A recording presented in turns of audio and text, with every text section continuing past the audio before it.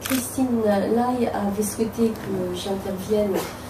aujourd'hui pour avoir le point de vue d'une entreprise, une entreprise assez complexe comme Les Vivendi, qui a participé depuis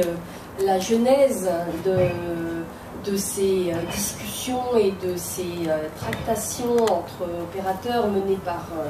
Denis Oliven déjà il y a quelques années, qui ont donné lieu aux accords de l'Élysée, d'où est sortie l'idée de concrétiser ce point de rencontre entre les fournisseurs d'accès, tous les industriels de la chaîne de valeur de l'Internet et les industries culturelles dans un lieu géométriquement, on va dire, neutre, et d'où l'idée d'avoir une nouvelle autorité de régulation qui pourrait, par son caractère d'indépendance, permettre des discussions entre toutes les parties prenantes de l'Internet. Donc, parce que, comme vous le savez, Vivendi, c'est à la fois de la musique, Universal Music, c'est du cinéma, les studios de Canal+, c'est la télévision avec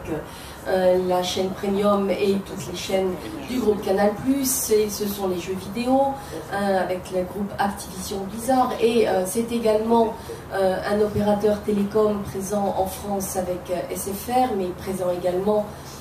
au Maroc et au Brésil. Et donc, par cette multi-activité, nous étions un acteur évidemment clé dans ce dispositif de dialogue à instaurer, un nouveau dialogue. Donc, nous avons été à l'origine dans les premières discussions, et bien évidemment nous avons suivi la construction, d'abord le débat de la loi qui n'avait pas été sans mal, comme vous vous en souvenez, puis ensuite le petit bébé Hadopi, l'autorité de régulation. Un peu bizarrement, mais ce n'est pas si bizarre, il se trouve que depuis que l'Hadopi est créée, nous n'avons pas de lien direct. Marie-Françoise Marais le sait bien, nous n'avons pas d'action directe au sein de l'Hadopi, nous avons une action bien évidemment à travers nos filiales, notamment Universal Music, le groupe Canal+, et SFR. Et c'est bien normal puisque ce sont elles qui ont en main les instruments, qui opèrent, qui ont les relations avec les associations professionnelles qui représentent ces secteurs d'activité et qui sont également en liaison étroite, bien entendu, ou représentées par les sociétés civiles qui portent les actions judiciaires lorsqu'il y a lieu de les porter, et qui sont donc les interlocuteurs privilégiés de l'Hadopi. Pour autant, nous ne sommes absolument pas désintéressés de la mise sur pied de l'Hadopi, et nous avons été aux manettes, si je peux dire, au moment où s'est mis en place un des points sensibles de la mission de l'Hadopi, qui était donc cette circulation par le truchement de la Commission de protection des droits, donc commission qui est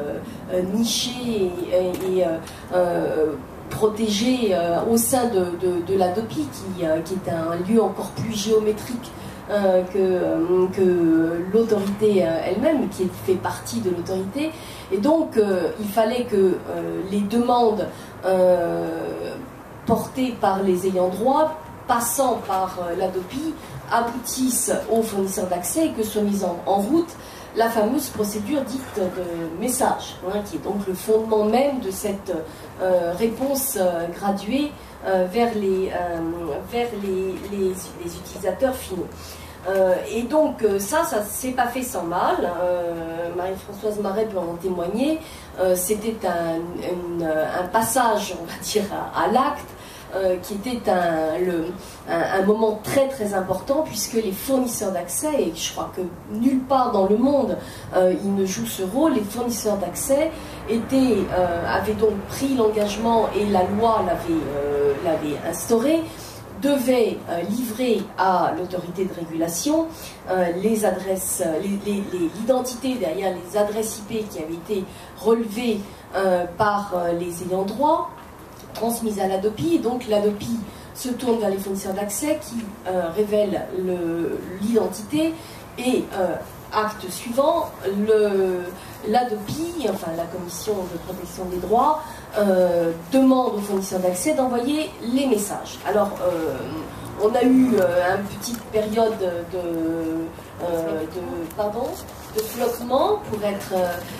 dans laquelle certains fournisseurs d'accès, c'était quand même l'heure de vérité, hein, de savoir qui allait jouer le jeu, de quelle façon, et certains fournisseurs d'accès, comme vous avez pu le lire dans la presse, ont argué qu'ils ne pourraient pas faire cette mission s'ils n'étaient pas rémunérés pour le faire. C'était une mission de service public.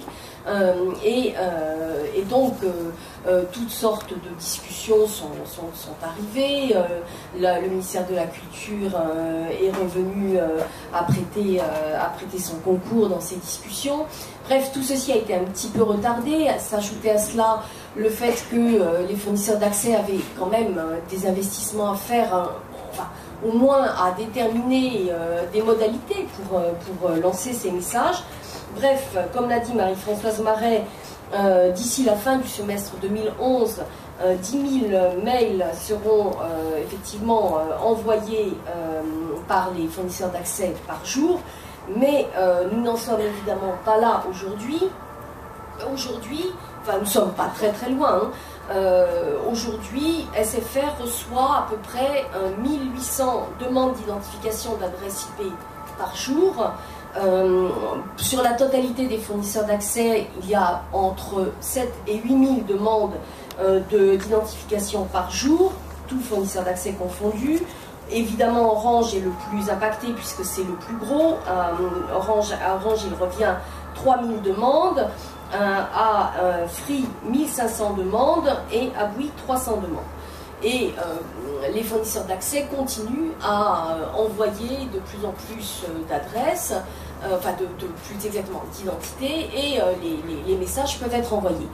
Mais pour ce faire, les fournisseurs d'accès vont devoir passer malgré tout à une phase un peu plus automatisée qui va demander ils vont avoir une vraie plateforme dédiée pour ce type de mission. Et ils sont en discussion actuellement avec l'ADOPI pour voir de quelle façon cette plateforme va être mise en place dans les meilleures conditions. Voilà, et donc là, les discussions sont en cours. À partir du moment où chacun des fournisseurs d'accès aura mis sa plateforme, aura installé sa plateforme, je pense qu'on atteindra effectivement les objectifs qui sont les objectifs fixés par l'ADOPI. Alors, nous, ce que nous attendons de l'ADOPI, après tous ces efforts que nous avons faits, comme je vous l'ai dit, nous sommes entre les ayants droit et nous sommes aussi fournisseurs d'accès, donc nous sommes ceux à qui également les efforts sont demandés, et en même temps nous jouons un peu ce rôle de, je ne dirais pas de go-between, mais Vivendi est un peu un facilitateur dans cette machine originale qui est en train de se mettre en place. Ce que nous attendons des missions de l'ADOPI, en dehors de cette mission très importante de la sensibilisation des internautes, des utilisateurs finaux, c'est que les missions de facilitateur, là aussi de l'ADOPI, à travers sa politique de labellisation des offres légales, soient mises en place le plus rapidement possible. Nous savons que c'était très compliqué, que les écueils, y compris les écueils juridiques, sont toujours présents et qu'il faut donc faire très attention. Donc nous réfrénons un peu notre impatience, mais en même temps, nous sommes extrêmement désireux que cette labellisation se mette en place le plus rapidement possible pour avoir vu